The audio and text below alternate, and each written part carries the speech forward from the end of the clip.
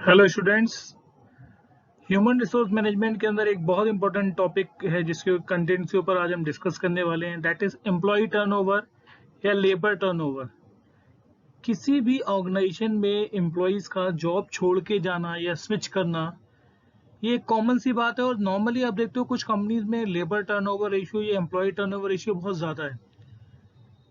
एक साल के अंदर जितने एम्प्लॉय आपकी कंपनी से जॉब छोड़ के जाते हैं उनका पूरा एक फॉर्मूले के थ्रू हम एवरेज कैलकुलेट करते हैं, and that value is known as labour या एम्प्लॉय टर्नओवर रेशियो।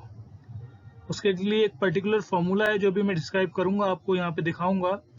लेकिन किसी भी ऑर्गेनाइजेशन से एम्प्लॉय का नौकरी छोड़ के जाना या शिफ्ट करना, ये एम्प्लॉय के लिए भी एक प्रॉब्लमेटिक सिचुएशन होती है और ऑर्गेनाइजेशन के लिए तो ऑब्वियस, बिकॉज ट्रस्ट होता है, एक सेटिस्फेक्शन है, फिर वर्क एफिशिएंसी है, बहुत सारे फैक्टर्स हैं जो जुड़े हुए हैं। तो एम्प्लॉयज कभी नहीं चाहता जल्दी जॉब छोड़ के जाना, और एम्प्लॉयर भी नहीं चाहता है कि कोई भी एम्प्लॉय जल्दी जॉब छोड़े। लेकिन देर आर सर्टेन रीजंस जिसके कारण यहाँ पे एम्प्लॉय को जॉब छोड़नी पड़ती है, स्विच ओवर करता है। तो आगे के कंटेंट में we will discuss the meaning of employee turnover, the importance of employee turnover, and what are the basic formula to calculate employee turnover ratio.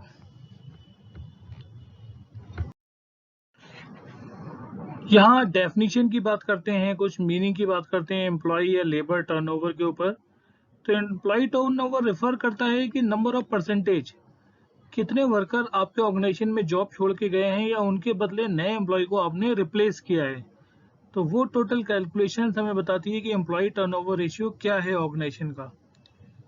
किसी भी ऑर्गेनाइजेशन में एम्प्लॉय टर्नओवर को मेजर करने के लिए हमें एग्जामिन करना होता है रीजंस। क्या रीजंस, क्या क्या कारण है जिसके कारण आपका टर्नओवर रेशियो बढ़ रहा है। एम्प्लॉय का टर्नओवर रेशियो बढ़ना मीन्स एम्प्लॉय का ज़्यादातर ऑर्गेनाइजेशन छोड़ के जाने के पीछे कई सारे रीजंस हैं। और उसका जो कहते हैं ना प्रॉब्लम, जो ऑर्गेनाइजेशन लेवल पे भी बहुत ज़्यादा है और एम्प्लॉय के लेवल पे भी बहुत ज़्यादा है। कॉस्टिंग ऑफ हायरिंग होती है, देखिए किसी भी एम्प्लॉय को हायर करने की कॉस्ट होती है, बजट्स होते हैं, फाइनेंशियली प्रॉब्लम्स आती हैं। तो उस कंडीशन में अगर बार बार हम रिक्रूटमेंट सिलेक्शन करते रहेंगे और एम्प्लॉय को रिटेन करने की बजाय एम्प्लॉय जॉब छोड़ के जाते रहेंगे, तो ये बहुत बड़ा क्वेश्चन मार्क है ऑर्गेनाइजेशन के ऊपर, कंपनी के ऊपर, उसकी ब्रांड वैल्यू के ऊपर। तो कोई भी बड़ी ऑर्गेनाइजेशन नहीं चाहती है कि उसके एम्प्लॉय जॉब छोड़ के जाएं। वो चाहती है लंबे समय तक उसके एम्प्लॉय उसके साथ अटैच रहें, वर्किंग करें। और एम्प्लॉय भी यही चाहता है कि एक ऑर्गेनाइजेशन जिसमें वो उसको सारी फैसिलिटीज मिल रही हैं अगर, तो वो जॉब छोड़ के जाना नहीं चाहता। लेकिन देर आर सम सर्कमस्टांसेस, कुछ सिचुएशंस ऐसी हैं जो अनअवॉइडेबल भी हैं, जिसके कारण हम उस टर्नओवर को जीरो नहीं कर सकते। This is the basic definition. आगे हम बात करते हैं बाकी चीजों के ऊपर। यहाँ सिंगल लाइन डेफिनेशन में फिर से कुछ समझाने की कोशिश करता हूँ लेबर टर्नओवर के बारे में, कि लेबर टर्नओवर क्या मूवमेंट है। आपके मेंबर जो ऑर्गेनाइजेशन के अंदर है वो आपकी बाउंड्री को छोड़ के जा रहे हैं, मीन्स अपनी जॉब को छोड़ रहे हैं, लीव कर रहे हैं अपनी पोजीशंस को।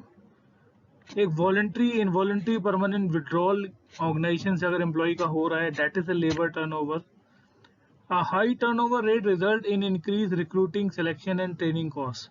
ज़्यादा टर्नओवर रेशियो अगर है, जल्दी जल्दी लोग आपके ऑर्गेनाइजेशन में जॉब छोड़ के जा रहे हैं, तो इंक्रीज हो जाती है क्या, रिक्रूटमेंट सिलेक्शन की कॉस्ट बढ़ जाएगी, ट्रेनिंग की कॉस्ट बढ़ जाएगी। तो एम्प्लॉयर के लिए बहुत बड़ी एक प्रॉब्लमेटिक सिचुएशन है ज़्यादातर एम्प्लॉय का जल्द से जल्द नौकरी छोड़ के जाना। तो उनको मेंटेन करना है, रिटेन करना पड़ेगा एम्प्लॉय को, अदरवाइज बहुत बड़ी प्रॉब्लम्स खड़ी हो जाएगी ऑर्गेनाइजेशन के लिए, वर्किंग पॉइंट ऑफ व्यू से, या फिर ब्रांड इमेज या प्रेस्टिजियस इश्यूज है ये बहुत सारे कंपनीज के लिए, कि आज अभी आप नौकरी छोड़ के क्यों जा रहे हैं, what are the basic reasons.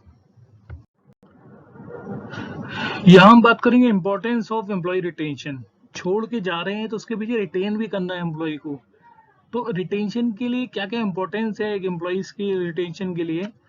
The cost of turnover कम होगी, loss of company knowledge, company की नॉलेज इंफॉर्मेशन जो है वो बाहर जाएगी अगर एम्प्लॉय रिटेन नहीं हो रहा है, नौकरी छोड़ के जा रहा है। इंटरप्शन होगा कस्टमर सर्विस में, क्योंकि पुराने एम्प्लॉयज होते हैं आते हैं तो कस्टमर भी उनको जानता है और वो भी जानते हैं अपने कस्टमर्स को कैसे डील करना है। तो कंपनी के कस्टमर्स के साथ में इंटरप्शन होगा, नए एम्प्लॉय आएंगे वो कैसे डील करेंगे नए कस्टमर के साथ, ये कोई पॉसिबिलिटी नहीं है कि पॉजिटिवली हो सारी चीज़ें। तो एक रिलेशनशिप बॉन्डिंग हो जाती है, एम्प्लॉय भी कस्टमर को जानता है और कस्टमर भी एम्प्लॉयज को पहचानता है पुराने। टर्नओवर होगा लीड्स टू मोर टर्नओवर, ज़्यादा से ज़्यादा लोग निकल के जा रहे हैं तो टर्नओवर चेंज होते जाएंगे, बढ़ते चले जाएंगे। गुडविल, मैंने कहा ना, प्रेस्टीज, कंपनी की ब्रांड वैल्यू पे इम्पैक्ट पड़ता है वर्ल्ड वाइड, क्योंकि बहुत ज़्यादा इशू क्रिएट हो जाते हैं कि इतने ज़्यादा लोग जॉब छोड़ के जा रहे हैं तो ज़रूर कंपनी में कोई प्रॉब्लम है या कंपनी की पॉलिसी में प्रॉब्लम है, तो वो सारे issues.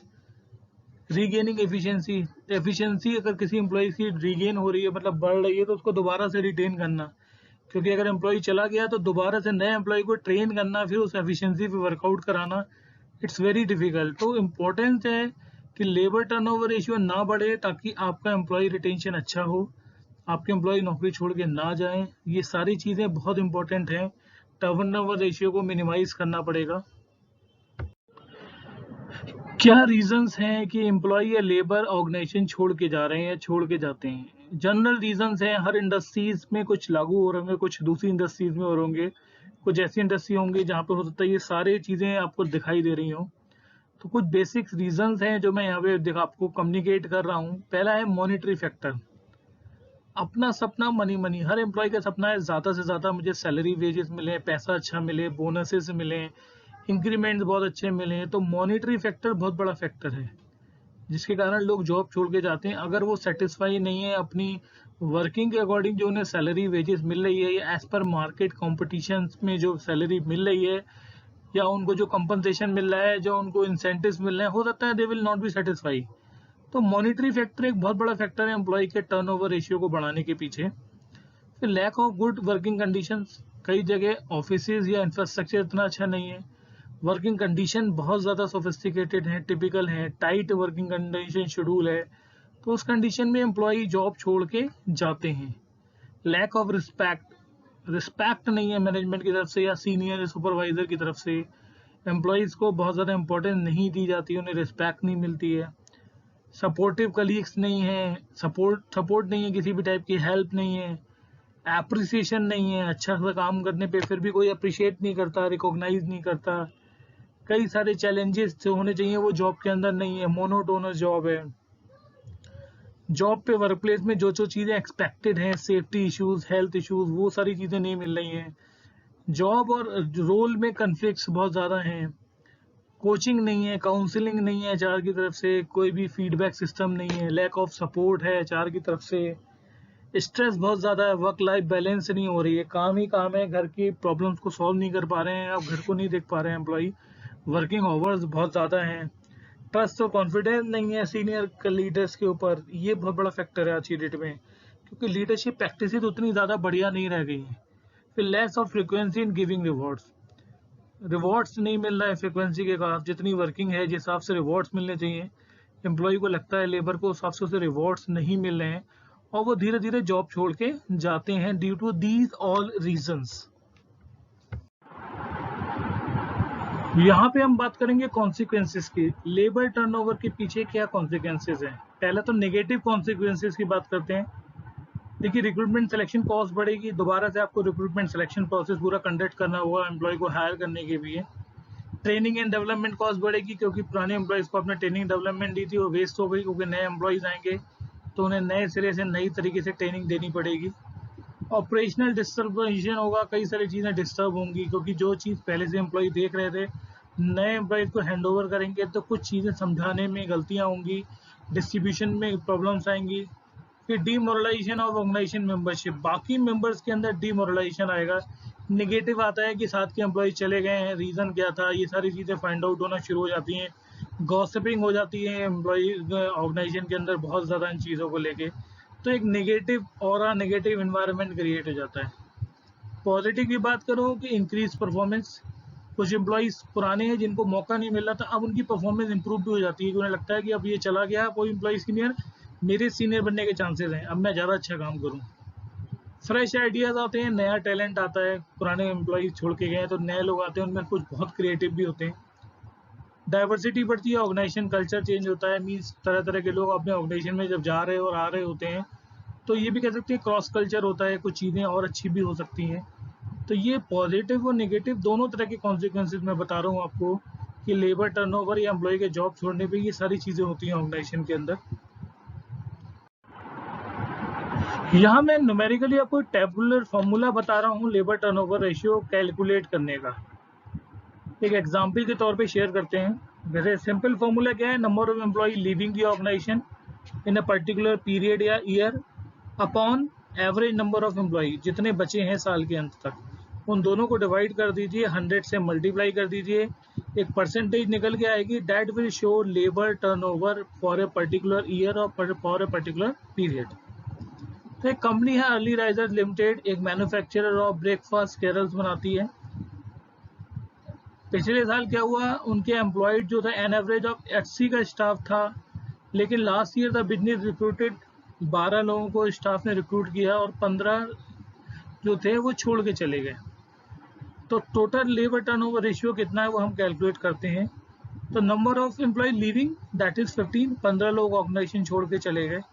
Average number of employ कितने हैं, 80 साल के अंत में, into 100 that means 18.75, 18.75% labour turnover ratio है इस अर्ली राइजर्स लिमिटेड का, अगर आप कैलकुलेट करें। ऐसे ही आप किसी भी कंपनी का लेबर टर्नओवर या एम्प्लॉय टर्नओवर रेशियो कैलकुलेट कर सकते हैं with the help of this particular formula. आपको डेटा पता होना चाहिए, डायरेक्टली पता चल जाएगा कि लेबर टर्नओवर रेशियो किस कंपनी का कितना है। यहाँ बात करेंगे फैक्टर्स जो इफेक्ट डालते हैं टर्नओवर के ऊपर डायरेक्टली। मैंने आपको बताया भी था, फिर भी यहाँ इमेज के थ्रू बताने की कोशिश करते हैं कि इकोनॉमिक ट्रेंड्स है आज की डेट में, हर किसी को ज़्यादा सैलरी चाहिए, ज़्यादा वेजेस चाहिए, कंपटीशन है, जहाँ सैलरी ज़्यादा मिलती है एम्प्लॉय जल्दी स्विच ओवर कर देता है, लोकल लेबर मार्केट में चेंजेस हो रहे हैं, फिर पर्सनल मोबिलिटी है, एम्प्लॉय शिफ्ट कर रहा है due to some family conditions, या उसको ऐसे प्लेस पे वर्किंग करना है जो उसका ड्रीम है तो वो शिफ्ट करने की सोचता है, या उसे लगता है अपॉर्चुनिटीज बहुत ज़्यादा हैं उस पर्टिकुलर सिटी या स्टेट या कंट्री के अंदर। फिर जॉब सिक्योरिटी, एम्प्लॉय को जॉब सिक्योरिटी जहाँ ज़्यादा अच्छी मिलती है डेफिनेटली वो वहाँ पे जाएगा। अगर करंट ऑर्गेनाइजेशन में जॉब सिक्योरिटी ज़्यादा है तो एम्प्लॉय जॉब छोड़ के नहीं जाएगा, लेकिन अगर जॉब सिक्योरिटी ही नहीं है तो डेफिनेटली वो छोड़ के जाएगा। डेमोग्राफिक फैक्टर्स बहुत ज़्यादा हैं, दैट इज़ जेंडर वाइसिंग बहुत ज़्यादा है, या मेल फीमेल रेशियो की वजह से कई बार टर्नओवर ज़्यादा होता है और एम्प्लॉय जॉब स्विच करते हैं दूसरी कंपनीज के लिए। तो these are some general factors that affect the turnover of an employee in an organisation. Top talent stay when they are, top talent को या अच्छे एम्प्लॉयज़ को आप तभी रोक सकते हैं ऑर्गेनाइजेशन के अंदर जब ये सारी चीज़ें होंगी। पेड वेल, अच्छा पे करिए, मेंटर्ड हो, प्रॉपर मेंटरिंग हो, कोचिंग हो, टाइम टू टाइम उनके साथ डिस्कशंस किए जाएं, काउंसलिंग की जाए, चैलेंज हो जॉब के अंदर, कुछ नया सीखने को मिले, कुछ क्रिएटिव हो, तब एम्प्लॉय जॉब छोड़ के नहीं जाएगा, उनके लिए कुछ क्रिएटिव या चैलेंज दिए जाएं, प्रमोशंस प्रॉपर हो, उनका इन्वॉल्वमेंट हो ऑर्गेनाइजेशन की एक्टिविटीज़ में, उन्हें रिकॉग्निशन मिले, उन्हें लगे कि वो फैमिली का हिस्सा है ऑर्गेनाइजेशन की, एप्रिसिएशन मिले, अच्छा काम कर रहे हैं। तो मैंने कहा ना रिवॉर्ड और पनिशमेंट दोनों चलते हैं, तो एप्रिसिएशन भी मिलना चाहिए हर काम के लिए। फिर वैल्यू शेयर्ड हो उनके साथ में, फिर मिशन उनको क्लियर हो कि क्या करना है उन्हें, एम्पावर्ड हो, उनको अधिकार दिए जाएं, अथॉरिटीज़ दी जाएं, रिस्पॉन्सिबिलिटी शेयर की जाए, ट्रस्ट किया जाए एम्प्लॉय के ऊपर, ताकि वो अपने आप को उस ऑर्गेनाइजेशन का इम्पोर्टेंट पार्ट बन के चले। तो ये कुछ फीचर्स हैं, कुछ प्रैक्टिसेस हैं जिसके थ्रू एचआर ऑर्गेनाइजेशन में एम्प्लॉय के जैसे टैलेंट को रोकने की कोशिश कर सकता है, उन्हें कई टाइम तक मेंटेन कर सकता है, ताकि लेबर टर्नओवर रेशियो रिड्यूस हो, मिनिमाइज हो सके। ज़ीरो तो नहीं कर सकते लेकिन मिनिमाइज कर सकते हैं, ताकि ज़्यादा से ज़्यादा एम्प्लॉय या ज़्यादा टैलेंट आपके ऑर्गेनाइजेशन में रिटेन हो सके। That is retention factors which are helpful for HR department. Thank you so much for listening today's content, that is employee turnover in an organization। और आज बहुत इंपॉर्टेंट चीज़ें डिस्कस की हमने कि एम्प्लॉय टर्नओवर बेसिकली होता क्या है, एम्प्लॉय जॉब छोड़ के ऑर्गेनाइजेशन से क्यों जाते हैं, कि एम्प्लॉय को रिटेन करने के लिए क्या इंपॉर्टेंट फैक्टर्स होंगे, कौन सा ऐसा फॉर्मूला है जिसके थ्रू हम किसी भी कंपनी का लेबर टर्नओवर रेशियो कैलकुलेट कर सकते हैं, ये भी हमने जाना एक एग्जाम्पल के थ्रू। तो इतना ही रखते हैं आज के कंटेंट में। आगे आने वाले कंटेंट में कुछ नई स्लाइड्स के साथ आपके साथ जुड़ूंगा। तब तक के लिए thank you so much and have a nice day.